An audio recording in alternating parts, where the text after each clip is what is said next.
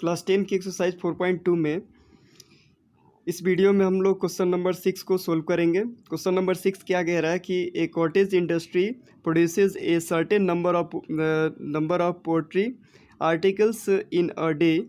It was observed on a particular day that the cost of production of each article in rupees was 3 more than the twice the number of articles produced on that day. If the total cost of production on that day was 90 rupees, find the number of articles produced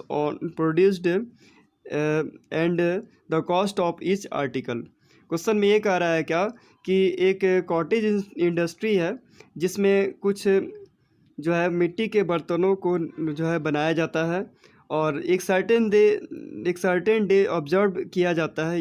ऐसा देखा जाता है कि जितना article जो है बनाया गया जितने आर्टिकल बनाए गए उसके दोगुने से 3 अधिक एक आर्टिकल के प्राइस हुए उसके। ठीक है, ऐसा उसका प्राइस है।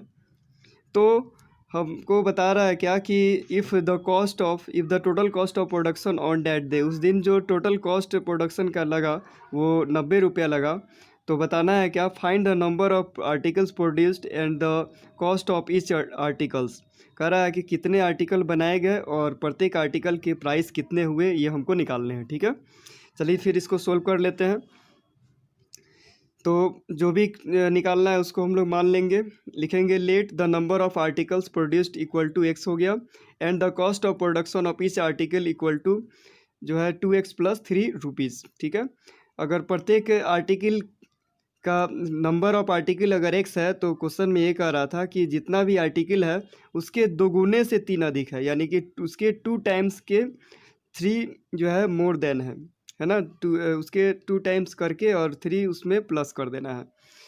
तो इस तरह से हमारा अकॉर्डिंग टू क्वेश्चन क्या हो जाएगा कि इसका प्राइस टोटल होता है कितना, 90 रुपीज़।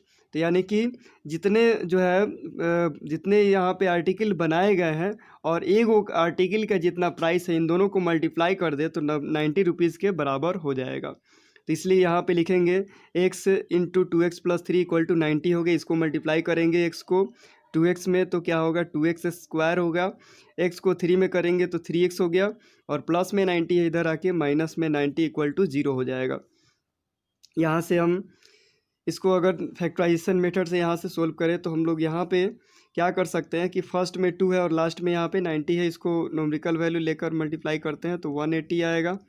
और 180 आया तो इसका एलसीएम अगर निकालें तो 2 से करेंगे तो 90 2 जा 180 हो जाएगा और ये 2 से करेंगे 45, ये आपका 3 से कैंसिल होगा तो 15 3 जा 45 हो गया और 3 से करेंगे 3 5 जा 15 हो गया। ठीक है, अब इसको हम लोग इस जितने भी फैक्टर हैं इनको 2 पार्ट में हम लोग डिवाइड करते हैं। ठीक है, तो क्या हो जाएगा, 2 2 जा 4 3 जा 12 हो गया और 3 5 जा 15। 15 में से 12 माइनस करेंगे तो हमारा क्या आ जाएगा, 3 आ जाएगा और इन दोनों को आपस में मल्टीप्लाई करेंगे तो क्या आ जाएगा, 180 आ जाएगा 15 और 12 को मल्टीप्लाई करने पे। ठीक है, इसलिए इसमें 15 और 12 का कॉम्बिनेशन हमको करना पड़ेगा। तो इसलिए यहाँ पे हम लिखेंगे 2x स्क्वायर प्लस 3x को लिख सकते हैं 15x माइनस 12x और ये माइनस 90 जैसे था वैसे हमने लिख दिया और इक्वल टू 0। यहाँ पे हम लोग देख रहे हैं क्या कि 2x स्क्वायर प्लस 15x में क्या कॉमन आएगा, तो इसमें से x कॉमन हम ले सकते हैं तो यहाँ बचेगा 2x और यहाँ से हम x हटा लेंगे तो 15 प्लस में बचेगा। यहाँ से सबसे पहले तो माइनस साइन लिख सकते हैं। यहाँ पे फर्स्ट वाले ब्रैकेट में देखें तो फर्स्ट वाले ब्रैकेट में क्या है, तो 2x है, तो इसमें से फर्स्ट वाले ब्रैकेट में 2x है तो इसमें हम क्या बाहर लेंगे कि 2x बचेगा तो 6 बाहर लेंगे तो यहाँ पे 2x बचेगा, 6 2 जा 12x हो जाएगा। ठीक है, तो यहाँ पे हम कॉमन क्या ले तो -6 कॉमन लेंगे तो यहाँ वाले ब्रैकेट में फर्स्ट वाले ब्रैकेट में जो होगा वहीं सेकंड वाले ब्रैकेट में लिख लेते हैं। ठीक है, यानी 2x प्लस 15 वैसे भी मल्टीप्लाई करें तो 6 2 जा 12x हो गया, माइनस प्लस माइनस हो गया और माइनस प्लस माइनस हो जाएगा, 6 से 15 में करेंगे तो 90 हो गया इक्वल टू 0।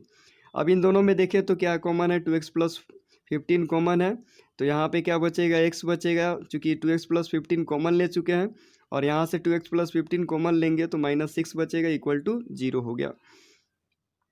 तो यहाँ से लिख सकते हैं क्या, या तो फर्स्ट वाला बराबर 0 होगा या सेकेंड वाला टर्म बराबर 0 होगा। तो 2x बराबर क्या हो जाएगा -15 और माइनस में 6 है तो इधर जाके +6 हो गया। तो यहाँ से ये 2 मल्टीप्लाई में था तो इधर जाके लिख सकते हैं डिवाइड में -15 डिवाइडेड बाई 2 और ये x जैसे था हमने वैसे x बराबर 6 लिख दिया। तो यहाँ पे हम लोग देख रहे हैं कि जो बर्तनों की संख्या होगी, जो आर्टिकल्स की संख्या होगी, वो तो निगेटिव में नहीं होगी, इसलिए ये जो है पॉजिटिव वैल्यू हम लोग इसमें सेलेक्ट करते हैं। ठीक है, तो लिखेंगे since the number of articles can only be positive integer होगा, इसलिए लिखते हैं x बराबर क्या सेलेक्ट करेंगे, x बराबर 6। तो ये टोटल नंबर ऑफ आर्टिकल 6 हो गया। तो 2x प्लस 3 क्या है, एक का प्राइस है, तो 2 मल्टीप्लाई x का वैल्यू क्या हो गया 6, तो 2 6 या 12 और प्लस 3 क्या हो गया 15 हो गया। तो लिख सकते हैं यहाँ पे hence the number of article produced equal to 6 हो गया and cost of each articles equal to 15 rupees. ये हमारा रिक्वायर्ड आंसर हो जाएगा।